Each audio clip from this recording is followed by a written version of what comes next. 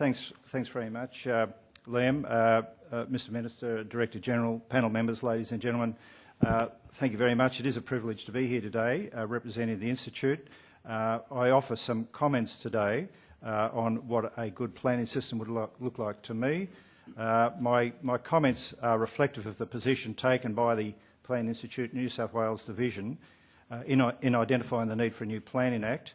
I've added some perspectives of my own as a practising local government planner, and I've drawn on some of the comments from some of our colleagues in the Institute, particularly Mr Bruce McDonald and also Mr Greg Woodhams, who's here today, both active Institute members and have actively been involved in these sorts of issues about getting on with the issues of good planning for Sydney.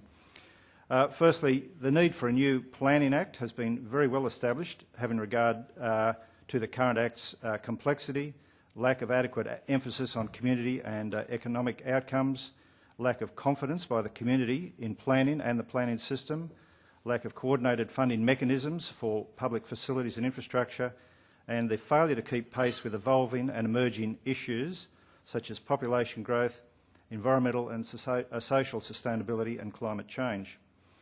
The Institute has provided an outline of a structure for a new Act and a recommended process for delivery. I'm very pleased to see that the process being adopted over the next 18 months by the Minister has a lot of elements that have been reflected from the work of the Planning Institute. So I think it's hopefully there's been a great synergy there, and obviously today builds on that work. So thanks for that. But I'd say a good planning system requires more than a new Act.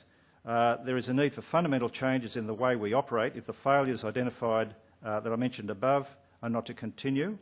The very worst outcome would be to deliver a new Act which promises the world but retains the current paradigms leading to wasted effort, lost opportunity and the general level of cynicism ratcheting up a few more notches. The fundamental message that needs to be agreed, understood, implemented and sold is that planning is fundamental to the way we work, live and play. It's fundamental to the sustainability principles of social, economic and environmental management. I'd say that planning must be transparent and responsive to community concerns, but must also be flexible enough to be able to implement a new strategic vision in the way that housing demand is satisfied and in the way matters such as climate change and sustainability are addressed. We need to move away from the current misrepresentation that planning is about the imposition of a set of rules which aim to regulate the way we live, slow down development, encourage anti-competitive practices, and is seen by some as a form of power held by the few to the disadvantage of the many. Not to suggest that we don't need rules. We do need rules for society. Society is governed by rules, but they need to be based on the same principles underpinning good law, the embodiment of good policy based on accepted values.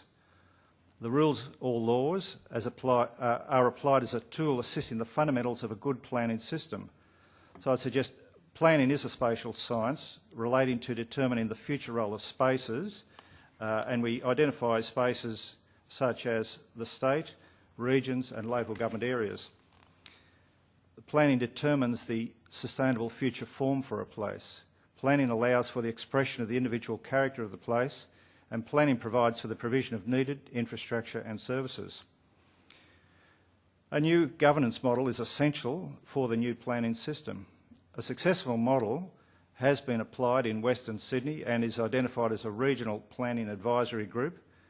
The group should be managed at the state level with membership comprising a regional organisation of councils, preferably aligning with the Department of Planning or Planning Infrastructure's regional boundaries.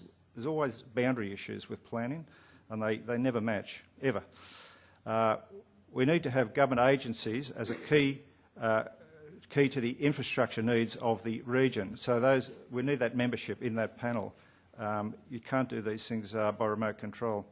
It should involve the individual councils of the region, obviously, and peak regional organisations representing social, environmental and economic interests. Now, the functions of the group would include input into the development of a regional strategic plan, identification of the need for research and studies to inform this strategic plan, It would review the progress of regional plans, and it'd set priorities for administrative action, infrastructure supply and service delivery.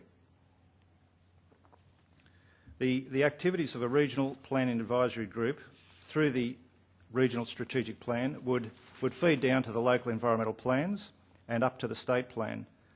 They would be underpinned by feasible, implementable infrastructure strategies and funding. They would avoid much of the current conflict between various levels of planning authorities. And I think this is a critical point, shift the focus of public debate towards appropriate strategies or the development of those strategies within the region and away from the development application end of the spectrum. And I think it's just an observation that seems common these days, that the more we consult and publicise developments, the more controversy, the more antipathy we receive. There's just general opposition to development generally because of the way we consult and the point we consult. My key point is that a good planning system is achievable and very capable of delivery. I'd suggest it's not all that different to the system that we currently know and loathe, except that the constituent elements should be made to work in harmony rather than working at cross purposes. A new system would be a leader in development of public policy rather than trying to work in that hostile environment. The new system will be responsive to the genuine needs of our growing community and will be successful in regaining public confidence in planning. Thank you very much.